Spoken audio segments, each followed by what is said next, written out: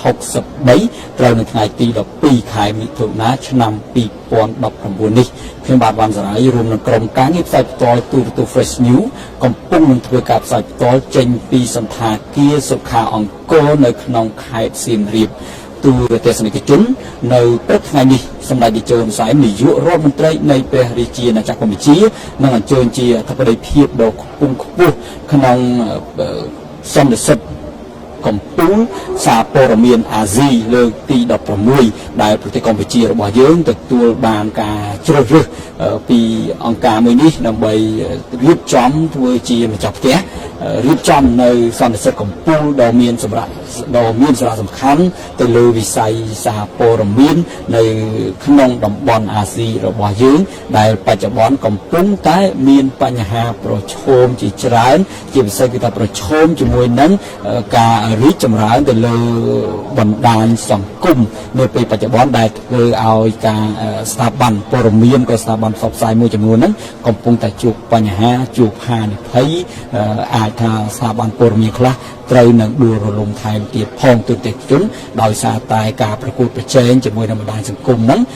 មិនឈ្នះហើយមិនសូវជាអាចរកចំណូលត្រួតត្រងស្ថាប័នរបស់ខ្លួនឲ្យដំណើរការបានអញ្ចឹងទៅអាចស្ថាប័នមួយចំនួនហ្នឹងត្រូវបិទទ្វារព្រោះថាឥឡូវហ្នឹងអ្នកផ្សព្វផ្សាយពាណិជ្ជកម្មនាពេលបច្ចុប្បន្នគឺថាគេបង្វែរការផ្សព្វផ្សាយរបស់ពួកគេទៅជាមួយនឹងបណ្ដាញសង្គមអីជំនួសការផ្សព្វផ្សាយនៅតាមបណ្ដាញព័ត៌មានដូចជាទូរទស្សន៍ដូចអីជាដើមហ្នឹងអញ្ចឹងធ្វើឲ្យបណ្ដាញផ្សព្វផ្សាយទាំងអស់នេះជួបហានិភ័យដូច្នេះការរៀបចំសន្និសីទកំពូលនៅក្នុងប្រទេសកម្ពុជារបស់យើងលើកទី16នៅពេលនេះគឺជាពេលវេលាដ៏សំខាន់មួយដែលថ្នាក់ដឹកនាំមកពីស្ថាប័នរបស់រដ្ឋមកពីស្ថាប័នព័ត៌មានធំនៅក្នុងតំបន់អាស៊ីដែលសរុបទៅអ្នកព័ត៌មានជាតិនិងអន្តរជាតិក៏ដូចជាថ្នាក់ដឹកនាំរាជរដ្ឋាភិបាលស្ថាប័នផ្សព្វផ្សាយផ្សេងៗហ្នឹងគេថាមកពី40ប្រទេសទូទៅជននៅក្នុងសន្និសីទកំពូលស្ដីអំពីសារព័ត៌មានអាស៊ីនេះពេលនេះហើយអ្នកព័ត៌មានថ្នាក់ដឹកនាំស្ថាប័ននេះគឺថាសរុបរហូតដល់ប្រមាណជា500អ្នកទូទៅជនគឺជាចំនួនមួយដ៏ច្រើនហើយគេនឹងជួបជជែកគ្នាអំពីបញ្ហាប្រឈមរបស់ស្ថាប័នព័ត៌មាននៅក្នុងយុគសម័យបច្ចេកវិទ្យាទំនើបជាពិសេសគឺថានៅក្នុងយុគសម័យដែលមនុស្សជាច្រើនកំពុងតែនាំគ្នាបង្វែរការចាប់អារម្មណ៍ទៅលើបណ្ដាញសង្គមហើយក្នុងនោះអ្នកផ្សព្វផ្សាយពាណិជ្ជកម្មធំជាច្រើនក៏បានចាប់ផ្ដើមបង្វែរទៅលើការផ្សព្វផ្សាយពាណិជ្ជកម្មរបស់ពួកគេទៅលើបណ្ដាញសង្គមមាន YouTube មាន Facebook អីជាដើមហ្នឹងអញ្ចឹងទេគឺជាបញ្ហាប្រឈមថ្មីមួយសម្រាប់ប្រព័ន្ធផ្សព្វផ្សាយនៅលើពិភពលោកនាពេលបច្ចុប្បន្ននេះទូទៅជនគណៈពេលនេះយើងឃើញថាប្រមុខនៃរាជរដ្ឋាភិបាលកម្ពុជារបស់យើងមិនតន់អញ្ជើញមកដល់ទីតាំងប្រពៃពិធីសន្និសីទកំពូលនេះនៅឡើយទេដោយឡែកថ្នាក់ដឹកនាំកំពូលថ្នាក់ដឹកនាំមកពីប្រទេសផ្សេងក៏ដូចជាស្ថាប័នព័ត៌មាននៅបណ្ដាប្រទេសផ្សេងក៏ដូចជាអ្នកព័ត៌មានជាតិនិងអន្តរជាតិមកពីប្រទេសប្រមាណជា40ប្រទេសនៅក្នុងតំបន់អាស៊ីគឺថាបានអញ្ជើញមកដល់ទីតាំងប្រពៃពិធីនេះហើយជាបន្តខ្ញុំសូមគោរពអញ្ជើញទូទេសជនតាមដានទស្សនានៅទស្សនវិជ្ជាទាំងស្រុងដែលទូទស្សន៍ Fresh News កំពុងតែផ្ដិតយកពីទីនេះហើយខ្ញុំបាទនឹងរៀបចំផ្សាយជូនត្រួសអំពីរបៀបវារៈមួយចំនួនដែលនឹងត្រូវរៀបចំធ្វើឡើងនៅក្នុងប្រទេសកម្ពុជាយើងនាពេលនេះហើយក៏ដូចជារងចាំនៅសម្ដាប់នៅប្រសាសន៍របស់សម្ដេចតេជោ ហ៊ុនសែនដែលនឹងអញ្ជើញមកដល់នាពេលបន្តិចទៀតនេះផងដែរ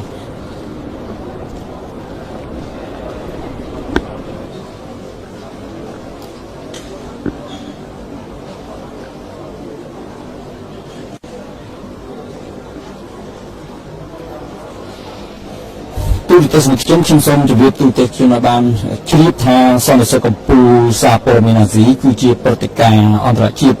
នាំមុខមួយក្នុងវិស័យសោតទស្សន៍ដែលផ្ដល់នូវការអនុវត្តភាពដល់រដ្ឋមន្ត្រីទទួលបន្ទុកព័ត៌មានប្រតិបត្តិការសោតទស្សន៍និងបុគ្គលិកបម្រើការងារឲ្យប្រព័ន្ធផ្សព្វផ្សាយក៏ដូចជាថ្នាក់ដឹកនាំវិស័យឧស្សាហកម្មសាកលវិទ្យាល័យអ្នកស្រាវជ្រាវអ្នកជំនាញនិងអ្នកតាក់តែងគោលនយោបាយនៅជុំវិញពិភពលោកជួបជុំនិងពិភាក្សាគ្នាអំពីការអភិវឌ្ឍគុណភាពនៃប្រព័ន្ធផ្សព្វផ្សាយនិងដើម្បីដោះស្រាយបញ្ហាប្រឈមក្នុងអំឡុងពេលនៃបដិវត្តន៍បច្ចេកវិទ្យាទំនើបទូរទស្សន៍ជនសន្និសីទកំពូលសារព័ត៌មានអា អាស៊ីដែលត្រូវបានរៀបចំឡើងជានៅដំបូងនៅក្នុងឆ្នាំ2004នៅទីក្រុងកូឡាឡាំពូប្រទេសម៉ាឡេស៊ីហើយសន្និសីទកំពូលនេះត្រូវបានរៀបចំជាបន្តបន្ទាប់នៅប្រទេសម៉ាឡេស៊ីរហូតដល់ឆ្នាំ2008សន្និសីទកំពូលសារព័ត៌មានអាស៊ីទូទៅជនលើកទី16នេះដែលកម្ពុជាយើងត្រូវបានជ្រើសរើសធ្វើជាម្ចាស់ផ្ទះនិងត្រូវធ្វើឡើងក្រោមប្រធានបទប្រព័ន្ធផ្សព្វផ្សាយ Digital អភិវឌ្ឍទីផ្សារហើយសន្និសីទដែលនឹងជជែកពិភាក្សាទៅលើបញ្ហាប្រឈមរបស់ស្ថាប័នព័ត៌មាន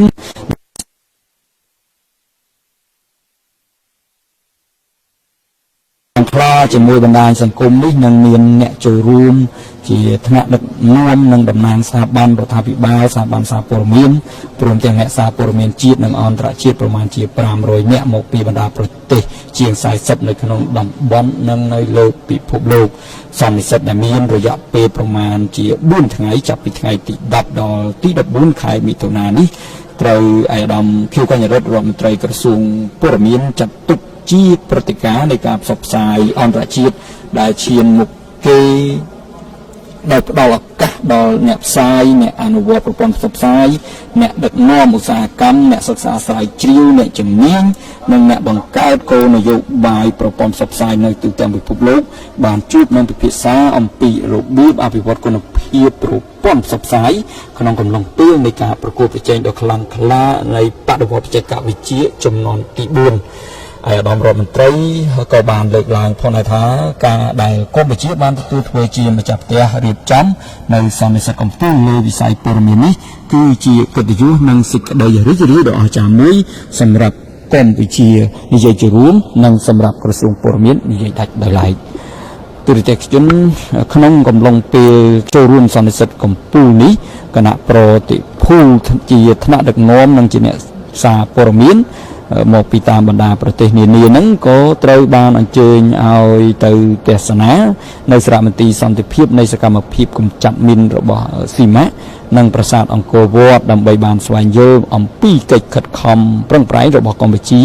ក្នុងការបោះសម្អាតគ្រាប់មីននិងគ្រាប់យុទ្ធភ័ណ្ឌមិនទាន់ផ្ទុះដែលបន្សល់ពីសម័យសង្គ្រាម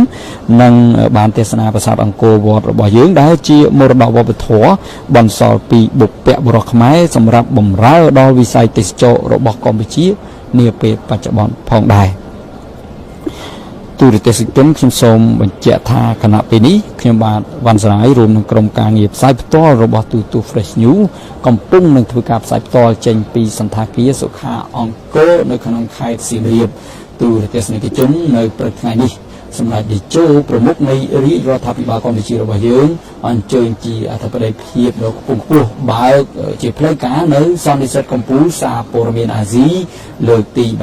16ដែលកម្ពុជាយើងទទួលត្រូវបានគេជ្រើសរើសធ្វើជាម្ចាស់ផ្ទះនៃសន្និសីទកំពូលដ៏មានសារៈសំខាន់ទៅលើវិស័យព័ត៌មាននេះទូទៅជនដូចយើងជ្រាបហើយថាក្នុងយុគសម័យនាពេលបច្ចុប្បន្នវិស័យបច្ចេកវិទ្យាកំពុងតែមានការរីកចម្រើនហើយភាពរីកចម្រើនលើយុគសម័យនៃបច្ចេកវិទ្យានេះក៏បានរួមចំណែកធ្វើឲ្យការផ្សព្វផ្សាយមានភាពរហ័សរហួនបានកិច្ចផុតអំពីការផ្សព្វផ្សាយបែបបុរាណពីមុនយើងចង់ផ្សព្វផ្សាយព័ត៌មានគឺមានផលលំបាកគឺថាយើងចង់បានទទួលព័ត៌មានក៏យឺតយូរមិនបានឆាប់រហ័សទេហើយយើងចង់ទទួលបានព័ត៌មានគឺថាយើងរងចាំបើថារឿងហេតុកើតឡើងនៅថ្ងៃនេះគឺយើងរងចាំរហូតទៅដល់ថ្ងៃស្អែកទើបមានការបោះពុម្ពផ្សព្វផ្សាយចែកជាព័ត៌មានជូនទៅដល់មិត្តអ្នកអានបានប៉ុន្តែយុគសម័យបច្ចុប្បន្នដោយសារតែបច្ចេកវិទ្យាមានភាពឆាប់រហ័សអញ្ចឹងធ្វើឲ្យការផ្សព្វផ្សាយព័ត៌មាននាពេលបច្ចុប្បន្ននេះទូទៅជនក៏មានភាពរហ័សរហួននិងឆាប់រហ័សដែរពីថាមិត្តអ្នកអានប្រជាពលរដ្ឋទាំងនៅក្នុងតំបន់ឬក៏ដូចជានៅលើពិភពលោកគឺថាទទួលព័ត៌មានហ្នឹងបានយ៉ាងរហ័សមែនទែនហើយការបញ្ជូនព័ត៌មានហ្នឹងក៏រហ័សដែរតាមភាពការរីកចម្រើននៃបច្ចេកវិទ្យានេះគឺថាយើងបានផ្សព្វផ្សាយយ៉ាងលឿនពីមុនយើងមានត្រឹមតែប្រព័ន្ធ website ទេគឺថាយើងអាចគាត់ថាលឿនហើយយើងអាចបានទទួលព័ត៌មានលឿនពេលបច្ចុប្បន្ននេះយើងឃើញថាពេលដែលមានប្រព័ន្ធទូរស័ព្ទ smartphone កើតឡើងមកយើងឃើញថាការផ្ដល់នៅព័ត៌មាននេះកាន់តែមានភាពរហ័សរហួនហើយនឹងងាយស្រួលបន្ថែមទៀតគឺថាមិត្តអ្នកអានអាចទទួលព័ត៌មានទៅតាមដៃរបស់គេពីមុនគេចង់មើលព័ត៌មានយើងថាស្រួលហើយគឺថាដល់តែយើង log in យើងចូលទៅលើ website នៃព័ត៌មាននីមួយៗយើងអាចតាមមើលព័ត៌មានតែពេលបច្ចុប្បន្នគឺថាព័ត៌មាននេះត្រូវបានជូនទៅដល់ដៃយើងហើយគេលើកឲ្យយើងមើលឃើញទៀតអញ្ចឹងជាភាពវិវត្តមួយដ៏ល្អប្រសើរមួយទៀតក្នុងការទទួលបាននៅព័ត៌មានដែលជាភាពដ៏រហ័សរហួននិងឆាប់រហ័សសម្រាប់មិត្តអ្នកអាននៅពេលបច្ចុប្បន្នអញ្ចឹងគឺថារឿងហេតុកើតឡើងនៅទីណាហើយភ្លាមហ្នឹងគឺថាយើងអាចទទួលបានជាមួយគ្នានេះទូទាំងជនយើងឃើញថាបច្ចុប្បន្នបណ្ដាញសង្គមមាន YouTube មាន Facebook ក៏កំពុងតែរួមចំណែកធ្វើឲ្យការផ្ដល់ព័ត៌មាននេះកាន់តែឆាប់រហ័សថែមទៀតទូទាំងជនពលរាល់ប្រជាពលរដ្ឋដែលមានទូរស័ព្ទ smartphone នៅក្នុងដៃហើយគេមាន Facebook ពេលដែលគេឃើញហេតុការណ៍ណាមួយគឺថាគេអាច live ផ្ទាល់បានភ្លាមតែម្ដងអញ្ចឹងទេគឺថាការផ្ដល់ព័ត៌មានបច្ចុប្បន្ននៅក្នុងកម្ពុជាយើងក៏ដូចលើកទៅមានភាពកាន់តែស្រួលហើយនឹងមានភាពរហ័សរហួនឆាប់រហ័សថែមទៀតគឺថាគេបានឃើញហេតុការណ៍កន្លែងណាគឺថាគេចែកចាយតាមបណ្ដាញសង្គម Facebook នេះគឺថាបានលឿនមែនទែនទូទាំងជនបានលឿនធ្វើឲ្យអ្នកទទួលបានព័ត៌មានហ្នឹងកាន់តែឆាប់រហ័សប៉ុន្តែទន្ទឹមគ្នានេះទូទាំងជនទន្ទឹមនឹងការវិវត្តនឹងរីកចម្រើនទៅលើវិស័យបច្ចេកវិទ្យាក្នុងការឲ្យជួយសម្រួលឲ្យព័ត៌មានបានលឿននេះក៏វាកើតទៅជាបញ្ហាប្រឈមមួយដែរសម្រាប់បណ្ដាញផ្សព្វផ្សាយហើយក៏បានកើតនៅបញ្ហាបាតុភិបអីផ្សេងមួយចំនួនផងដែរពេលខ្លះរឿងរ៉ាវខ្លះដែលមិនទាន់មានប្រភពគ្រប់ជ្រៅក៏ត្រូវបានផ្សាយចេញហើយជាមួយគ្នានេះរាល់បណ្ដាញផ្សព្វផ្សាយនានាក៏កំពុងតែប្រឈមដែរព្រោះថាបណ្ដាញសង្គមនេះកំពុងតែសម្លាប់នៅអាជីវកម្មព័ត៌មាននេះផងដែរទូទាំងជនគណៈពេលនេះសម្ដេចតេជោ ហ៊ុនសែននាយករដ្ឋមន្ត្រីនៃព្រះរាជាណាចក្រកម្ពុជាបានអញ្ជើញនៅដល់ទីតាំងប្រពៃពិធីសន្និសីទកម្ពុជាសារព័ត៌មានអាស៊ីលើកទី16ដែលកម្ពុជាត្រូវបានជ្រើសជាម្ចាស់ផ្ទះសម្រាប់នៃកិច្ចប្រជុំនេះហើយជាបន្តខ្ញុំសូមគោរពអញ្ជើញទូទាំងជនតាមដានទស្សនានៅទស្សនវិជ្ជាដែលផ្សាយបន្តចេញពីទីនេះទាំងស្រុង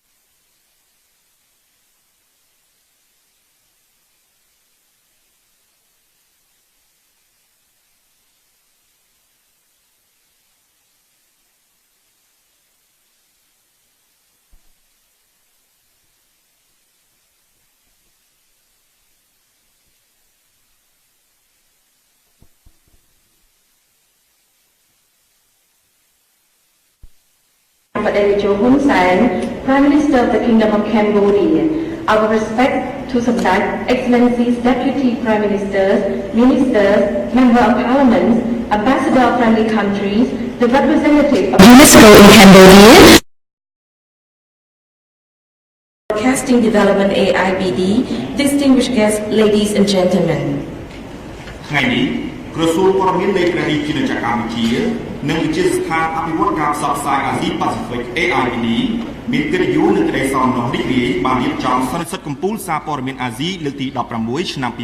2019នៅលើទឹកដីអង្គរដ៏បវរនៃព្រះរាជាណាចក្រកម្ពុជា Today, the Ministry of Information, Kingdom of Cambodia, and the Asia Pacific Institute for Broadcasting Development (AIBD) are honored and delighted to organize the 16th Asia Media Summit 2019 to be held on the great land of Angkor, Siem Reap Province, Kingdom of Cambodia. ពិធីបើកសន្និសីទកំពូលសារព័ត៌មានអាស៊ីលើកទី16ឆ្នាំ2019នេះឱកាសនេះមានកិត្តិយសដោយមានវត្តមានដ៏ខ្ពង់ខ្ពស់សម្ដេចអគ្គមហាសេនាបតីតេជោ ហ៊ុនសែននាយករដ្ឋមន្ត្រីនៃព្រះរាជាណាចក្រកម្ពុជា This opening ceremony is greatly honored to be presided over by Samdech Akyat Mahasenapati Techo Hun Sen, Prime Minister of the Kingdom of Cambodia. សូមអបអរសាទរ I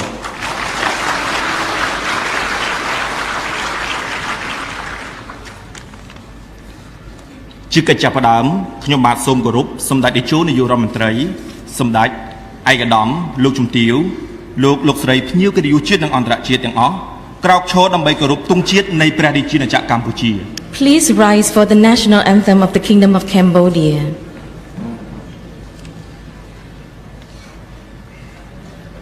គោរពទង់ជាតិនៃព្រះរាជាណាចក្រកម្ពុជាគោរព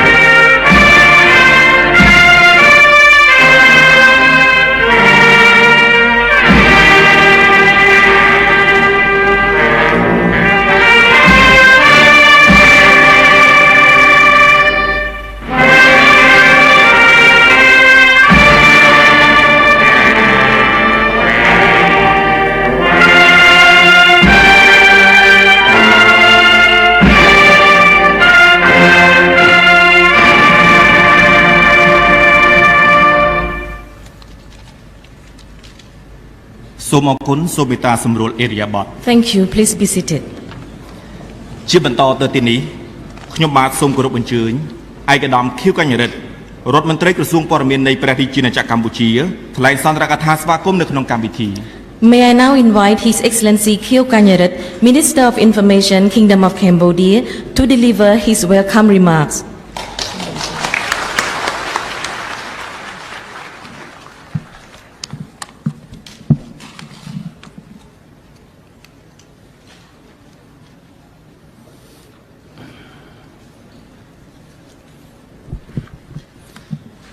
My highest respect to Samdech Akek Mahasenapati Techo Hun Sen,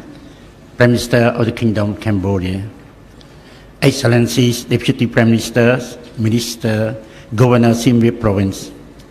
Honorable Member of Parliament, Honorable guests and delegates, Excellencies, ladies and gentlemen.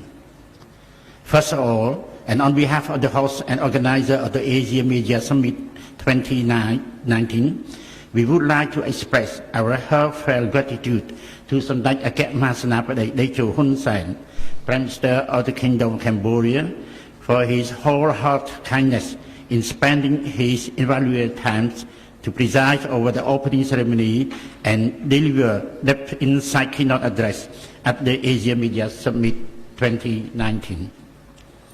It's a very great honor and pleasure for the Kingdom of Cambodia, especially the Ministry of Information, to host the 16th Asia Media Summit 2019 on the 12th and 13th of June 2019 in Siem Reap, the Kingdom of Cambodia. May I take this opportunity to brief Samdech Techo Prime Minister and all honorable delegates about the background and progress of the Asia Media Summit as following. The Asia Media Summit is one of the leading international broadcasting events that give the opportunity to ministers responsible for information, broadcaster, media practitioner, industry leaders, academic researchers, experts, and media policy makers throughout the globe to gather and discuss on how to develop media's quality and to cope with challenges during the time of high technological revolution.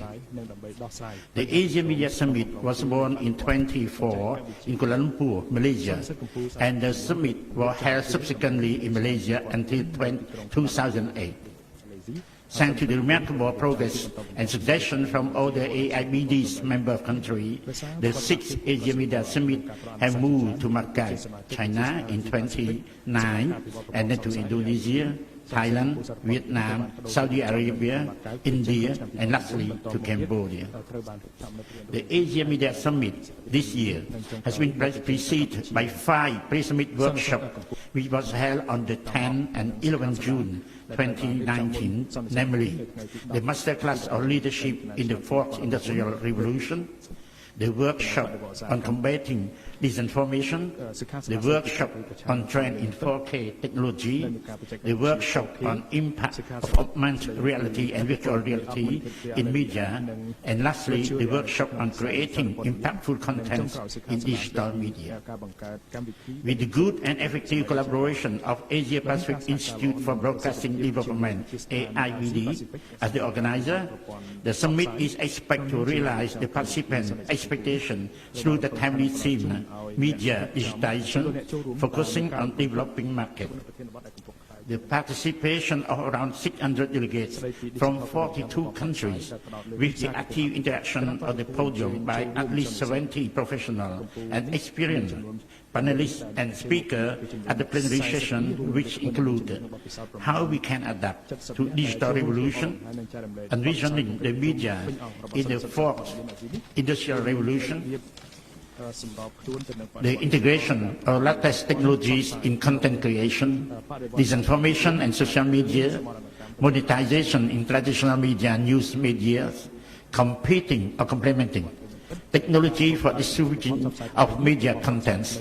preserving our time through archive, and the CEO Roundtable on digitization and media credibility. The summit is also a venue for all the sideline meetings, such as ministerial meetings on media cooperation, bilateral meetings on participating delegates, and the CEO meeting to discuss fake news, among others. The Royal Government of Kingdom of Cambodia would like to express its highest appreciation to various international organizations for their active contribution in managing some pre-summit workshops and plenary sessions, namely the European Broadcasting Union (EBU) was sponsoring the masterclass on leadership in the fourth industrial revolution. UNESCO was handling the workshop on combating disinformation and the plenary session on disinformation and social media. Dutch Welle (DW) was also contributing to CEO meeting with its venue for discussing on fake news, among others. And the Arab State Broadcasting Union (ASBU) was sponsoring for the World Television Awards. Samdech Techo, Prime Minister, Your Excellency, ladies and gentlemen,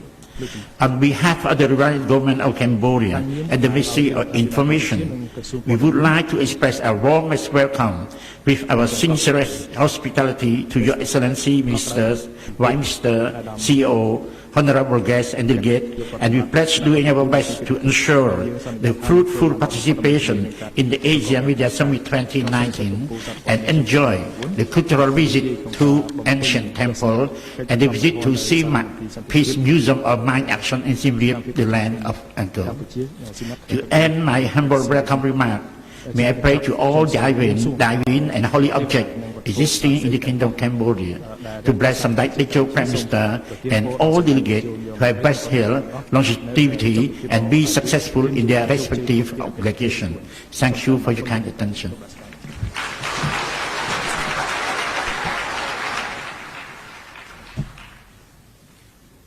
សូមថ្លែងអំណរគុណឯកឧត្តមរដ្ឋមន្ត្រីក្រសួងព័ត៌មាននៃព្រះរាជាណាចក្រកម្ពុជាចំពោះសន្ទរកថាស្វាគមន៍ Thank you, His Excellency, Minister of Information Cambodia, for your welcome remarks. ជាបន្តខ្ញុំបាទសូមគោរពអញ្ជើញលោក Faya Sehaya ប្រធានវិទ្យាស្ថានអភិវឌ្ឍការផ្សព្វផ្សាយអាស៊ីប៉ាស៊ីហ្វិកថ្លែងសន្ទរកថាបើកសន្និសីទកំពូលសារព័ត៌មានអាស៊ីលើកទី16ឆ្នាំ2019 May I invite Mr. Faya Sehaya, President of the Asia Pacific Institute for Broadcasting Development AIBD, to deliver the opening speech. President, please.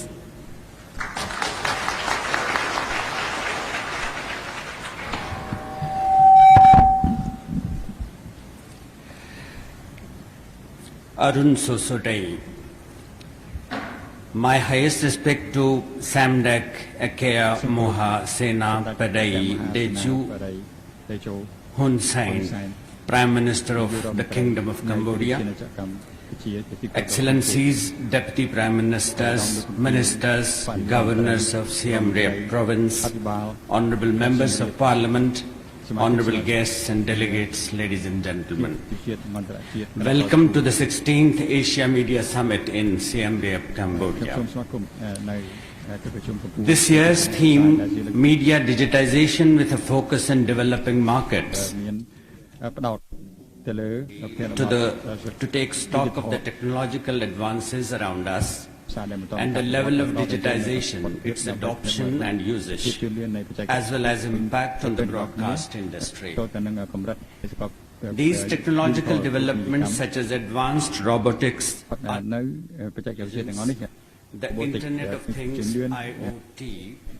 cloud computing, big data analytics, and three-dimensional printing are creating excitement in varying degrees across the globe.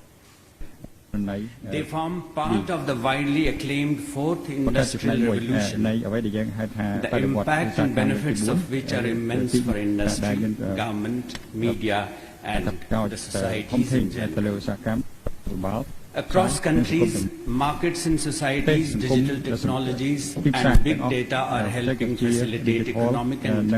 social development, improve the quality of governance, and enhance the level of public service and transparency.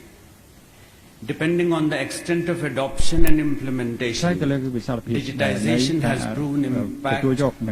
of reducing unemployment, improving quality of life, and boosting citizens' access to public services. Antonio Guterres, the Secretary General of the United Nations, recognizes these benefits, saying that in implementing the 2030 Agenda for Sustainable Development, our universal blueprint for building peaceful, prosperous societies on a healthy planet, quote, harnessing the great power of information and communication technologies can be one of the keys to success, including by opening new pathways of development and helping countries gain access to the global store of knowledge. But to what extent have developing countries or even underdeveloped markets benefited from digitization and big data? A United Nations report in 2017 titled Digitization, Trade and Development says many developing stories, especially the least developed countries, LDCs, are inadequately prepared to capture the many opportunities emerging as a result of digitization. There are also concerns over how data flows can be harnessed while at the same time addressing concerns related to privacy and security. Developing countries also face other challenges. First, the level of digitization that makes information reliability, speed, and ease of use. Second, identification of the right technological infrastructure in specific sectors. Third, provision for financial resources to adopt digital technologies. Fourth, educate supply of skilled workers with strong cognitive, adaptive, and creative skills necessary for working with the new technologies. And fifth, execution of critical voices and knowledgeable stakeholders in utilizing digital technologies and big data for development programs. No doubt, the overall effect of digitization will be country-specific, varying greatly among countries and sectors. Exploiting the full benefits of digitization demands effective cross-sectoral collaboration in order to craft evidence-based policies and strategies. It also requires building capacity of various sectors to collect more and better data on relevant dimensions of digitization. These technological challenges and their attendant will be at the core of some of our discussions in 2019 Asia Media Summit. Other interesting topics we will cover are how broadcasters can adapt to the digital revolution and visioning media in the fourth industrial revolution, integration of the latest technologies in content creation, disinformation and new media, monetization in traditional and new media, and technologies for distribution of media content. One of the highlights of the Asia Media Summit 2019 is a roundtable of CEOs of broadcast networks, which will discuss digitization and its impact on media credibility. In recent months, AIBD has contributed towards building capacity of broadcasters in understanding advances in trends in technology and upgrading their adaptive and creative skills necessary to use new technologies. Among these were the workshop on understanding OTT, IBB, technologies and their value-added services, data-driven news stories, compiling data-driven news story Radio Mondial ការអនុវត្តនៅវិទ្យុ emerging និង technologies ការ for ពង្រីកបន្ថែម broadcasting and បច្ចេកវិទ្យា media, កំពុងលេចឡើងសម្រាប់ប្រព័ន្ធផ្សព្វផ្សាយ delivery, ការផលិត broadcasting in the age រ of ហូត new ទៅដល់ media, ការផ្ដល់សេវា opportunities ការផ្សព្វផ្សាយ and ទាក់ទងទៅនឹង challenges. សម័យកាលនៃប្រព័ន្ធ Asia Media ផ្សព្វផ្សាយថ្មី Summit និងកលាវត្តភាពនិងការ on the កតាប្រជុំ theme ក្នុងឆ្នាំ Telling Our 2018 Stories, កិច្ចប្រជុំ Asia and more. កំពូលនៃប្រព័ន្ធផ្សព្វផ្សាយអាស៊ីនៅក្នុងប្រទេសឥណ្ឌាគឺបានផ្ដោតទៅលើប្រធានបទ ethnic groups, ការនិទានរឿងរបស់យើង and អាស៊ី variegated cultures, និងពិភពលោក and ខា stress ងក្រៅ the need to នេះគឺ preserve and វេទិកា share នេះបានអំពាវនាវ stories ឲ្យមាន about ការ Asia beyond its boundaries. រាយការណ៍នៅក្នុងប្រព័ន្ធផ្សព្វផ្សាយ One of its ដែលមាន pleasantries ផលចេះយ៉ាងខ្លាំង I ជាពិសេសនៅ talked ក្នុងអា about ស៊ី how truth in media is vanishing and sensationalism becoming a hot cake in the market. To regain people's trust in media, ដើម្បីទទួលបាននូវភាពជឿ there's a ទុកចិត្តបាន need to ពី use ប្រជាពលរដ្ឋទៅលើ compelling ប្រព័ន្ធផ្សព្វផ្សាយ stories គឺចាំបាច់តែមានការផ្សព្វផ្សាយនៅព័ត៌មានពិត and meant for public good. និងមានអត្ថន័យសម្រាប់ផលប្រយោជន៍សាធារណៈយើងជឿជាក់ថាតាមរយៈការនិទានរឿងដែលមានផលចេះយ៉ាងខ្លាំងក៏ដូចជាការរាយការណ៍អំពីព័ត៌មានពិតប្រាកដជាក់ស្ដែងគឺអ្វីដែលមានសារៈសំខាន់ដែលយើងត្រូវពិនិត្យមើលជាពិសេសគឺនៅក្នុងកិច្ចប្រជុំស្ដីពីប្រព័ន្ធផ្សព្វផ្សាយឆ្នាំ2019ពិភពលោកជាការពិតគឺកំពុងតែទទួលរងនៅការផ្លាស់ប្ដូរយ៉ាងជ្រាលជ្រៅនៅក្នុងបច្ចេកវិទ្យានៅក្នុងបរិបទនេះ also need to look at the impact of private អ្នក business វិទ្យា houses ខាងផ្នែក and large ប្រព័ន្ធផ្សព្វផ្សាយគឺចាំបាច់តែពិនិត្យមើល major media networks ទៅលើបណ្ដាញប្រព័ន្ធផ្សព្វផ្សាយ flow of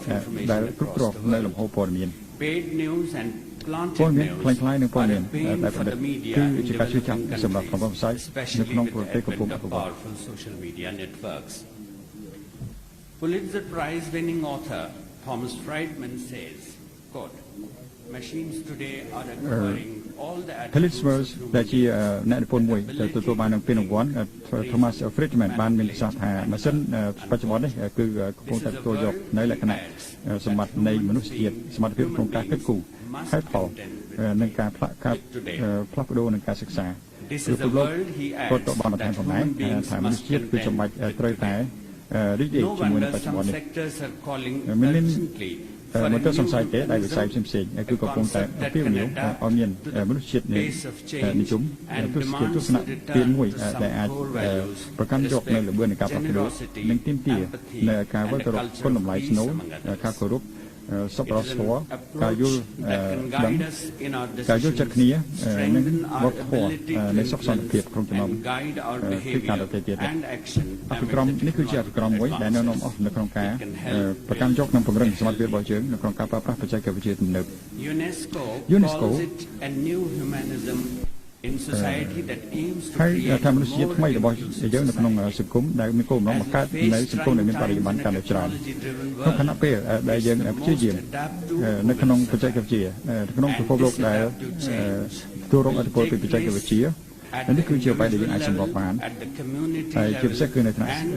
បុគ្គលថ្នាក់សហគមន៍និងនៅថ្នាក់ស្ថាប័នជាទីបញ្ចប់ខ្ញុំសូមសម្ដែងក្នុងនាមខ្លួនខ្ញុំផ្ទាល់ The AIBD and AIBD family និងគ្រួសារ AIBD ជាពិសេសគឺ Philomena នៅ of Cambodia មកគុណ in particular រដ្ឋាភិបាលកម្ពុជាជាពិសេសក្រសួងព័ត៌មាន AMS 2019 and its generous assistance to ensure a successful conference. The august presence of the Honorable Prime Minister makes it an event សម្ដេច extraordinary. នាយករដ្ឋមន្ត្រីនេះគឺធ្វើឲ្យប្រការនេះមាន Productive ក្រុមប្រជុំពរ Asia សម្ដេចអេដាមលោកលោកសិទ្ធ some or ជោគជ័យនៅក្នុងកិច្ចប្រជុំកំពូលនេះសូមអរគុណ សូមថ្លែងអំណរគុណលោក Fayaz Sehaya ចំពោះសន្ទរកថាបើកដ៏មានអត្ថន័យ Thank you, Mr. Fayyaz Shehaya, for your meaningful opening speech. ជាបន្តខ្ញុំបាទសូមគោរពអញ្ជើញលោកសាដាអ៊ូម៉ាឡាំតំណាងការិយាល័យអង្គការ UNESCO ប្រចាំព្រះរាជាណាចក្រកម្ពុជាមានចំណាប់អារម្មណ៍ Now we would like to call upon the representative of UNESCO in Cambodia, Mr. Sada Umar Alam, to address the gathering.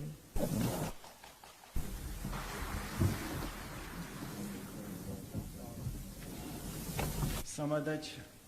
Akaya Shukrup. Sina Pidai Diju Hun Sen, Prime Minister of Kingdom of Cambodia, ចូលហ៊ុន Honorable Minister of Information, កម្ពុជាជាទី Deputy Prime Minister, ឯកឧត្តម Honorable Minister ម of ន្ត្រីក្រសួងព័ត៌មាន Culture, សូមឲ្យ President of ទីឧបនាយករដ្ឋមន្ត្រី AIIT, ladies and gentlemen, ឯកឧត្តមរដ្ឋមន្ត្រី on behalf of Ms. President, Adore President. Azola, Director General of UNESCO, អរលោក I សេច wish ក្តីគោរព everyone a ក្នុង very នាម good morning. អានី It is សិ a នជរី pleasure អគ្គនាយក and នៃ an អង្គការ honor to UNESCO be invited សូម by AIBD ជូនពរ to ដល់ speak at the សម្ដេច 16th ឯកឧត្ត Asia មយុវ Media លោកសី Summit. ទទួលបាននៅ Asia Media ពេលវេលា Summit ដ៏ល្អនៅព្រឹកនេះ focuses ខ្ញុំមានសេចក្តីរីករាយ digital revolution in the media. ត្រូវបានអញ្ជើញឲ្យចូលរួមនៅក្នុង AIBD There will be a ដោយ discussion AIBD on ដើម្បីខ្លាំង merits សែន and ខ្លាំង challenges ស of ន្ទរកថា digital នៅក្នុង revolution សន្និសីទ in សា the ព័ត៌មាន media. ស្ដីពីអាស៊ីលើ And កទី we will be 6នេះ discussing សន្និសីទសាព័ត៌ augmented មាន reality, អាស៊ីលើ virtual កទី reality, ឆ្នាំនេះ analog គឺផ្ដោតទៅលើ digital បដិវត្ត transition ប្រព័ន្ធ for ផ្សព្វផ្សាយ terrestrial digital ក្នុងរយៈពេល broadcasting ពីរ and ថ្ងៃខាងមុខនេះ artificial នឹងមានការពិភាក្សាអំពីគុណសម្បត្តិ Ladies and និង gentlemen, កត្តាប្រឈមនៃបដិវត្តប្រព័ន្ធផ្សព្វផ្សាយ artificial intelligence is ចំណែក gaining ឯកឧត្តម traction ពី in លោក public សីទី conscience គោរព around the world. Over the past year, ក្នុងរយៈ UNESCO ពេល had ប្រហែល held ឆ្នាំ series មួយឆ្នាំកន្លងទៅនេះគឺ UNESCO multi-stakeholders គឺ meeting concerning various ចូល AI រួមជាមួយ issues នឹងកិច្ចប្រជុំភាគី ranging ពាក់ព័ន្ធ from research នៅក្នុងអា and ស៊ី training to ក្នុងទាក់ទ digital ងទៅនឹង gender ការ equality and most សិក្សាស្រាវជ្រាវ notable on the ethics of បច្ចេកវិទ្យា artificial intelligence. បច្ចេកវិទ្យា How will digital AI និង gender affect the digital តើ revolution of media AI នឹង is ប៉ះ still ពាល់ទៅដល់ប unfolding. រិវត្តប្រព័ន្ធផ្សព្វផ្សាយ What is digital certain is យ៉ាង that ណានោះគឺ as នៅតែ AI ត្រូវបានលើកកម្ become លាំង more និងត្រូវបានលើក embedded កម្លាំង in អ្វីដែល our ស្គាល់នោះគឺ everyday ថា lives, ពេលដែល the AI media will កាន់តែ undoubtedly ខ្លាច be affected. កាន់តែមានការលំបាកនៅក្នុងជីវិតប្រចាំថ្ងៃរបស់យើងប្រព័ន្ធផ្សព្វផ្សាយនឹងមាន has become ផលប៉ះពាល់ពិតប្រាក or ដ may នេះ become គឺជាអ្វី so ដែលអ្នក advanced អ្នកសារព័ត៌ in the មាន next few years និពន្ធនយោ when a ផលិតករ programmer និយា can យ make an និងអ្នកតំ artificial ណាងអភិក្រ generated សួង news ដែលមានមក announcer ទៅនេះ so គួរតែពិចារ so ណា lifelike and real that they can say and do anything. ធ្វើដំណើរទៅមុខ How do we ensure តើតា that យើងធ្វើ media រំលឹកដើម្បី ethics and ធានាថា professionalism remain ប្រព័ន្ធ intact ផ្សព្វផ្សាយ in the ជា future? គ្រប់តាមក្រមសីលធម៌ This is what journalists, ភ្ជាប់ជួននៅពេលអនាគត editor, producer, regulator, ដូចជា representative from ministries present political here today should political consider as ទៅ we ជា move forward. អ្នកដែលមានវត្តមាននេះគួរតែ Moreover, in our ជំនួយគ្រប់គ្រ discussion ង of the ទៅដល់ challenge កិច្ច posed ការ by នេះ digital revolution to public, state and private radio and television, ការពិភាក្សារបស់យើងអំពីបញ្ហាប្រឈម not forget about community broadcasting. Community broadcasting must not be left behind in the digital terrestrial transition. UNESCO emphasizes the principle of equitable access to frequency spectrum outlined in the Community Media Sustainable Policy Series, which is publicly available. Distinguished guests, media plays a critical role in supporting peace and democracy, which is in line with the Sustainable Development Goal 16.100, which aims to ensure public access to information and protect fundamental freedom in accordance with national មករកឃើញ legislation ថា and ព័ត៌មាន international ពិតបាន agreements. រៀបដង UNESCO លឿនជាង believes that ទៅ these បឿនពិត freedoms នៅលើប្រព័ន្ធ allow ផ្សព្វផ្សាយសង្គម mutual understanding to build a ក្នុង sustainable រយៈពេល peace មួយខែ and are កន្លងទៅនេះ critical for any គឺ country to achieve 2030 ជាការ agenda. សំខាន់ណាស់ដែលវិ At a ធានា time ប្រ when សិទ្ធ the ភាពបាន world នៅ becomes វិវត្តឆ្នាំ even more connected 2030ក្នុងពេល online, ជាមួយគ្នានេះ we are គឺ witnessing a ទៅពេលយើងផ្សព្វ dramatic ជុំអនឡាញ increase in the amount of យើងត្រូវតែពិ information មើលទៅ as លើ well as បរិមាណការកើន disinformation. ឡើងនៅព័ត៌មានក៏ដូចជា One ព័ត៌មានមិនពិត study by MIT in 2018 found that disinformation spread 6 times faster than true stories on social media. In the past few months, we have seen governments in the region blocking or slowing down connection on social media to prevent dissemination of false information in the aftermath of a terrorist attack or a large-scale protest. The efficacy of such action is not clear. There are concerns of blocking legitimate use of the platform, including for journalists. However, ប៉ុន្តែទោះបី what យ៉ាងណា is certain through is increasing the need to acquire the competencies, that is knowledge, skills and attitude necessary to navigate the complex and permanently changing social and technological networks. To address the increasing needs for tools to navigate the media and information environment, UNESCO supports the development of media information literacy competencies and strategies in countries. Media and information literacy enables everyone to acquire the skill needed to critically evaluate, use and contribute to the information and the content of the media and social media. These skills are essential to face the contemporary challenge of misinformation, ដើម្បីប្រ hate ឈម speech ទៅ and នឹង violent extremism. កត្តាប្រឈមនៃព័ត៌មាន Therefore, មិន we ពិត are delighted to see that there is a panel សេចក្តី today ថ្លែងការណ៍ដែល to មិនពិតនិង deliberate on ទី the ជ្រុល issue និយ of មដោយការ disinformation ដូច្នេះហើយ and យើង news មានសេចក្តី media. សូមមនុស្សដោយមើលឃើញថា Last មាន year, ការ UNESCO វិភាសាមួយ published ថ្ងៃនេះ the ដើម្បី Journalism, ពិចារណាពី Fake បញ្ហា News and នេះកាលពី Disinformation ឆ្នាំកន្លងទៅ Handbook, គឺ UNESCO which we hope media organizers, fellow journalists and journalism educators could use in their training. For example, UNESCO ឧ and ទាហរណ៍ UNESCO និង has conducted a AIBD គឺ workshop បាន in Kuala Lumpur in មួយនៅ April this កូឡា year, លំពូ where ការប្រធាន journalists and ដែល producers ដែល from អ្នក national និង broadcasters ផលិត and ករ news មកពីរបប agencies សុ were ខាភិ trained បាលនិង on ចាប់ព័ត៌មាន fact-checking and នានា verification ត្រូវបាន based បណ្ on ដុះបណ្ដាល this អំពីការត្រួតពិនិត្យ Previously, UNESCO and AIBD also collaborated on capacity building workshop, including gender-sensitive reporting, Okay. such as tackling AIBDក៏បានសហការ implicit gender bias in the media. ប្រសសមត្ថភាព As noted earlier, in our transformation to become even more digital, gender digital equality is also something that we must not forget to address. នេះគឺ Distinguished តែ guests, ប្រតិក្នុងការដោះស្រាយ digital ឡើយ revolution has created I further don't safety feel the issues for safety. journalists and media workers. As guided by the UN Plan of Action on Safety of ណែនាំ Journalists ដល់ and ការ issue ស្គាល់ of ពីបទអកាស immunity, ជាតិ UNESCO is working with member states around the world to create a free and safe environment for journalists and media workers in line with the principle of human rights. While we continue to improve gender equality in the media on the more traditional front, including improving gender balance in senior management, tackling gender-based attacks of women journalists, and improving gender profiles in the media, we should be aware that in the new frontier of digital media, including the use of artificial intelligence, នៃប្រព័ន្ធផ្សព្វផ្សាយ gender ថ្មីនេះ issues are also បញ្ហា present. gender ក៏មានផងដែរ All human-created tools and មនុស្ស technology ទាំងអស់គឺ contain បង្កើតនូវឧប inherent ករណ៍បច្ចេក biases វិទ្យា and are almost never neutral. Such is the human condition. ក៏មាននៅការ This ស្វ័យផងដែរ fact is highlighted ការ in ពិត the ទាំងនេះ latest គឺ report ត្រូវ of បានរំ UNESCO លេច called ជាពិសេស I គឺ would នៅក្នុងការ blush គ្រប់គ្រង if I របស់ could. UNESCO ដើម្បី The អំពី phrase I would ការ blush if I could លើកកម្ពស់ is ប្រព័ន្ធផ្សព្វ borrowed ផ្សា from យ the common ផ្សព្វផ្សាយ response នៅព័ត៌ from មានពិត Siri, the digital assistant of Apple products, when asked sensitive or rather insensitive question by the user. The report attempts to raise awareness of how many digital technologies, គោលបំណង including កំពុងការ artificial យល់ដឹងអំពីជំនួយបច្ចេកវិទ្យា intelligence, assisted digital រួម ones ទាំង are ដែល enforcing ការគ្រប់គ្រ gender ងពី biases that AI women are ចាំដឹងនៅពី subservient នេះ and should ពី tolerate បញ្ហា gender abusive ដែល action, ត្រូវ especially when គោ we រពនិង consider គួ most រតែ digital អត់ assistant ធ្មត់ពី voices are ស្នាមពី female. លោកបំពេញជាពិសេស Of ពេលដែលយើង course, គិតអំ this ពី may សំ not ឡេ be ង the ជំនួយ intention របស់ of programmer or digital tech គឺច្រើន companies, ជាស្ត្រី but it is yet another សកម្ម example នេះ of how គឺជា human biases can ចេត creep នារ into របស់ any វិទ្យាកម្មវិធី technology, ឬក៏ក្រុម including ហ៊ុន the បច្ចេក ones វិទ្យា that we are discussing in this វា forum. ជាឧទាហរណ៍មួយពី Distinguished guests, it is through such publications of handbooks, guidelines, capacity building activities, and awareness raising actions that UNESCO works together with different partners from journalists, media organizations, academia, civil societies, and national authorities to help strengthen freedom of expression, press freedom, and safety of journalists in a free, independent, and pluralistic media landscape, and is also equal to all gender. This must be our collective baseline as we deliberate and discuss the next 2 days at the 16th Asian Media Summit. ខាងមុខនេះនៅក្នុង With that, I 30 wish you a successful summit and a fruitful ជាមួយគ្នា outcome. ខ្ញុំសូម Thank you ជ so ម្ much. រាបសម្ដេចលោកជាឯកឧត្តមលោកស៊ូមនជោគជ័យនៅក្នុងការក្នុងអសនសិននេះសូមអរគុណច្រើន សូមថ្លែងអំណរគុណលោកសាដាអ៊ូម៉ាឡាំចំពោះចំណាប់អារម្មណ៍ដ៏មានអត្ថន័យ Thank you, Mr. Sada Umar Alam, for your meaningful speech. សូមដេចឯកឧត្តមលោកជំទាវលោកស្រីសមាជិកសមាជិកានៃអង្គសន្និសីទកម្ពុជាសារព័ត៌មានអាស៊ីលើកទី16ឆ្នាំ2019ទាំងអស់ជាទីគោរពស្ថិតនៅក្នុងឱកាសដ៏ឧត្តមឧត្តមខ្ញុំបាទមានកិត្តិយសដ៏ខ្ពង់ខ្ពស់អញ្ជើញសម្ដេចអគ្គមហាសេនាបតីតេជោហ៊ុនសែននាយករដ្ឋមន្ត្រីនៃព្រះរាជាណាចក្រកម្ពុជាថ្លែងសន្ទរកថាគន្លឹះ Samdaj Excellencies, ladies and gentlemen, may we respectfully invite Samdaj Akyat Mahasena Padaidicho Hun Sen, Prime Minister of the Kingdom of Cambodia, to deliver his keynote address.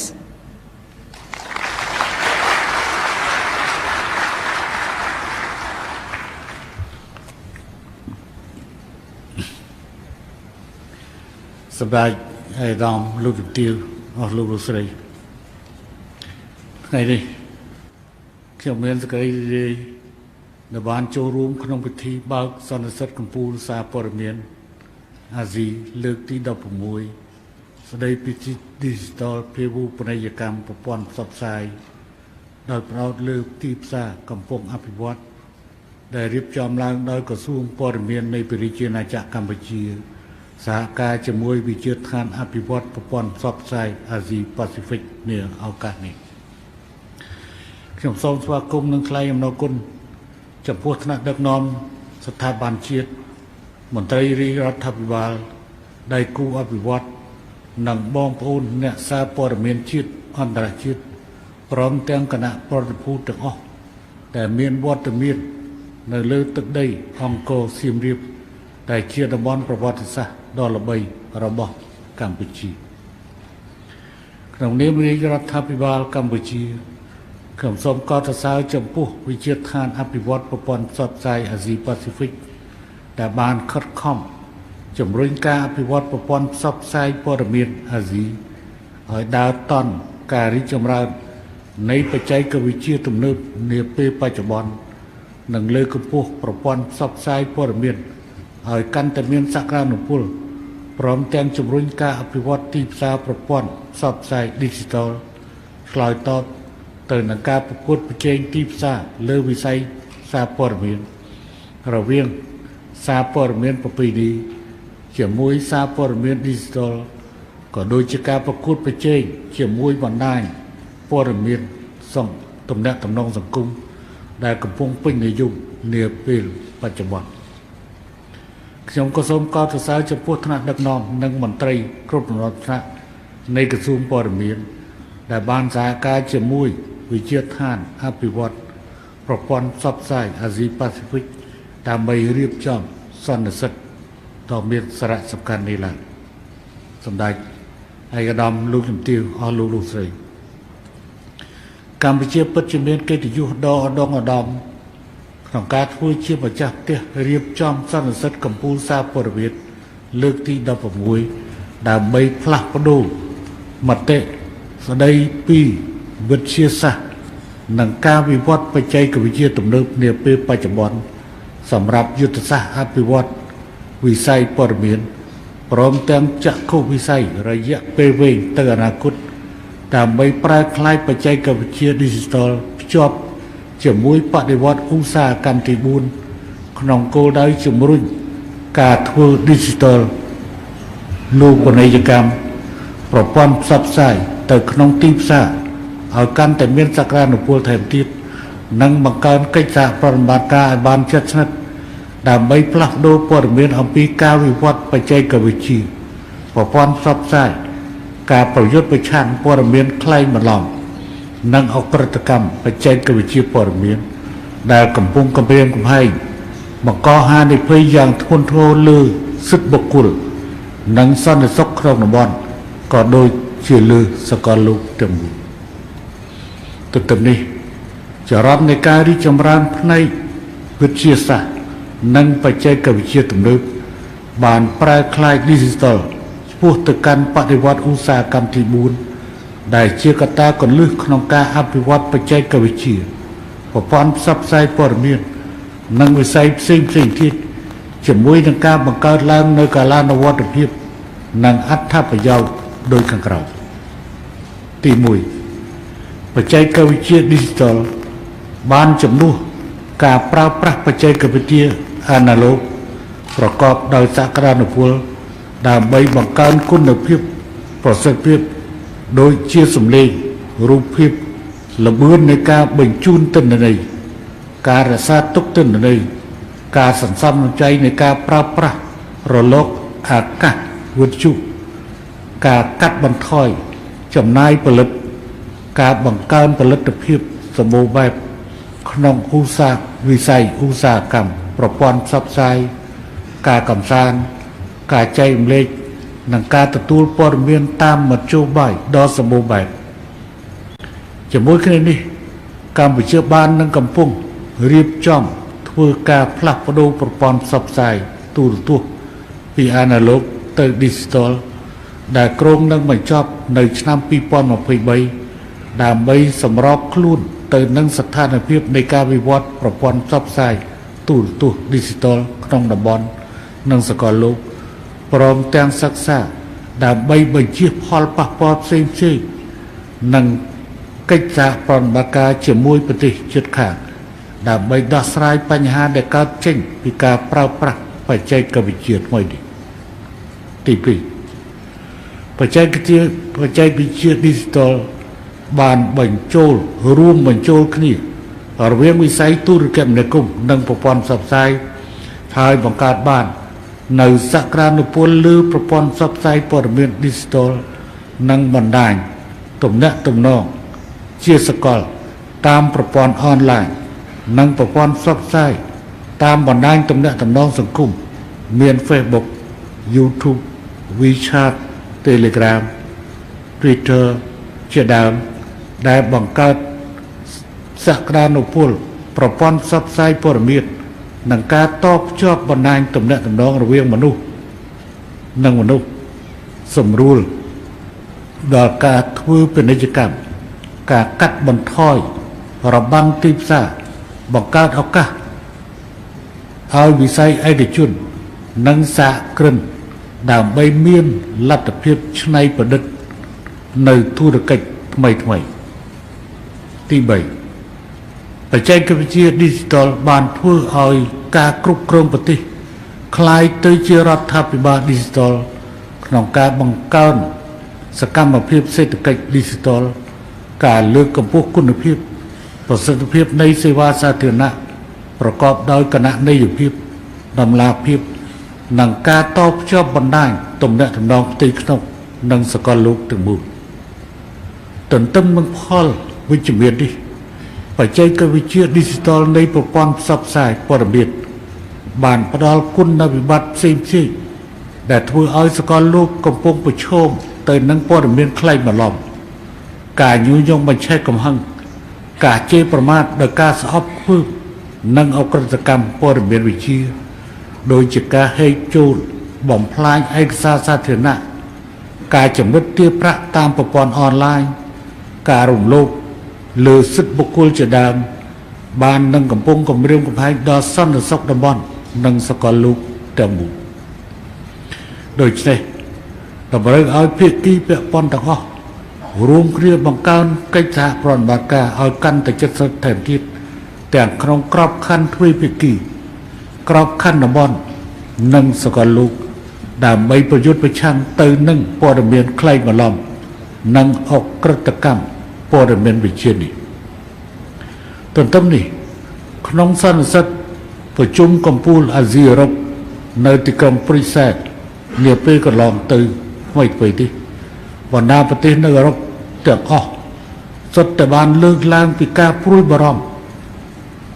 នៅព័ត៌មានក្លែងបន្លំនិងអក្រិតកម្មបច្ចេកវិទ្យាព័ត៌មាននាពេលបច្ចុប្បន្ននេះដូច្នេះដើម្បីឲ្យបដិវត្តឧស្សាហកម្មទី4ដែលជាចរន្តនៃការរីកលូតលាស់ផ្នែកវិទ្យាសាស្ត្រនិងបច្ចេកវិទ្យា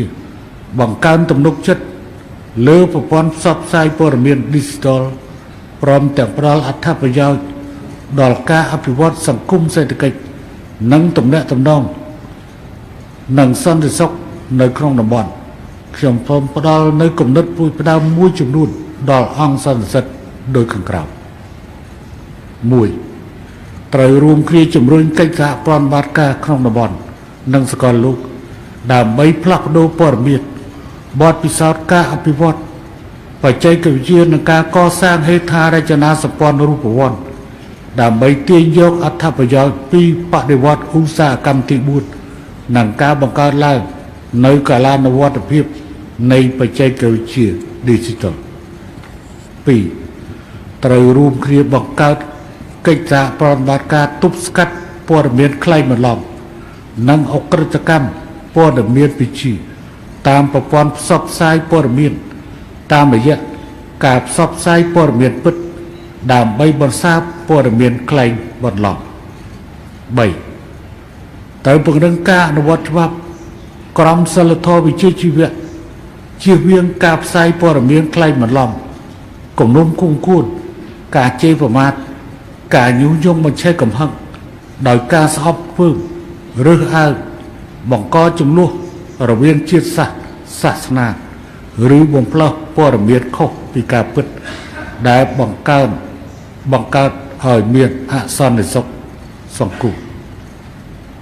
4ត្រូវពង្រឹងកិច្ចសហប្រតិបត្តិការឲ្យបានជិតស្និទ្ធ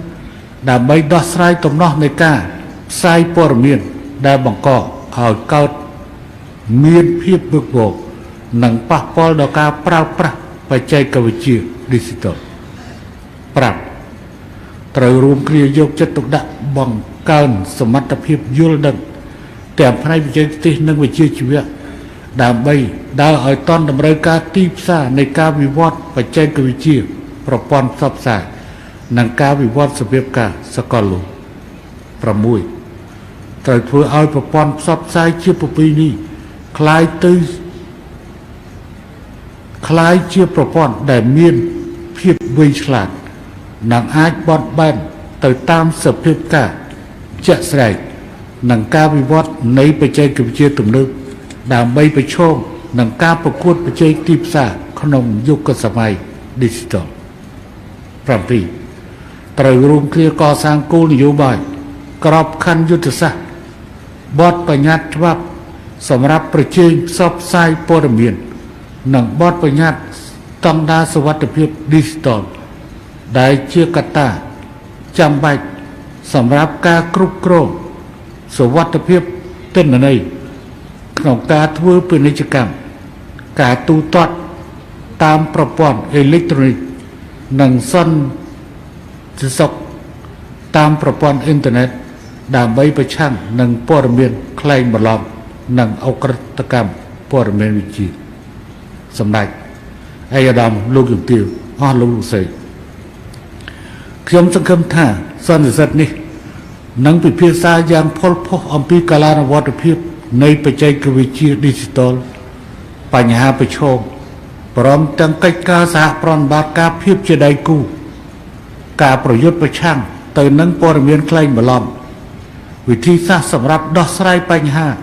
ដែលកើតចេញពីបដិវត្តឧស្សាហកម្មទី4ក្នុងស្មារតីរួមចំណែកអភិវឌ្ឍសង្គមសេដ្ឋកិច្ចក្នុងតំបន់និងសកលលោកប្រកបដោយចីរភាពនិងសន្តិសុខនិងសន្តិភាពយូរអង្វែងជាទីបញ្ចប់ជាមួយនឹងការប្រកាសបើកសន្និសីទកំពូលសារព័ត៌មានអាស៊ីលើកទី16ស្ដីពី Digital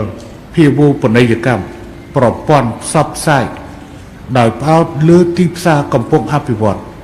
ខ្ញុំសូមជូនពរអង្គសន្និសីទទទួលបានជោគជ័យក្នុងការផ្លាស់ប្ដូរមតិដើម្បីជាប្រយោជន៍ផ្នែកវិទ្យាសាស្ត្រនិងបច្ចេកវិទ្យាព័ត៌មានក្នុងតំបន់និងសកលលោកនិងសូមជូនពរសម្ដេចឯកឧត្តមលោកជំទាវលោកស្រីសូមទទួលបាននៅផាសុខភាពនិងអនុស្សាវរីយ៍ល្អក្នុងការស្នាក់នៅលើទឹកដីអង្គរដ៏ល្បីល្បាញនៃព្រះរាជាណាចក្រកម្ពុជាសូមអរគុណ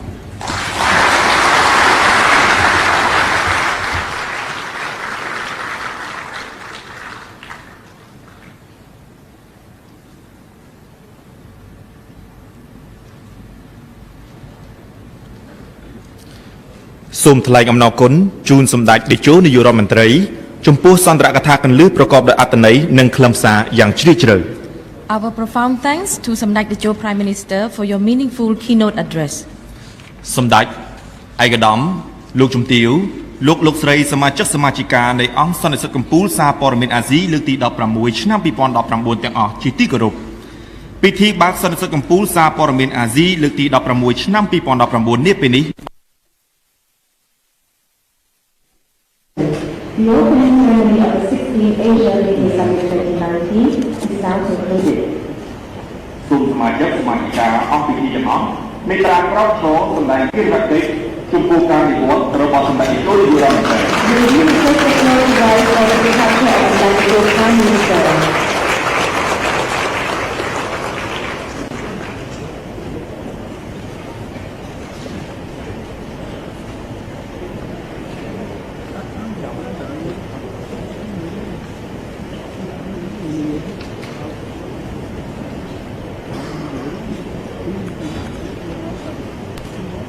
Distinguished guests, ladies and gentlemen, we are Hello, very engaging Selain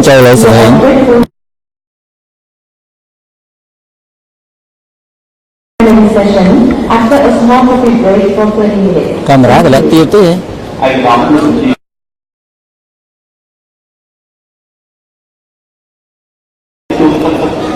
មានកម្ពុជាទី16ឆ្នាំ2019រ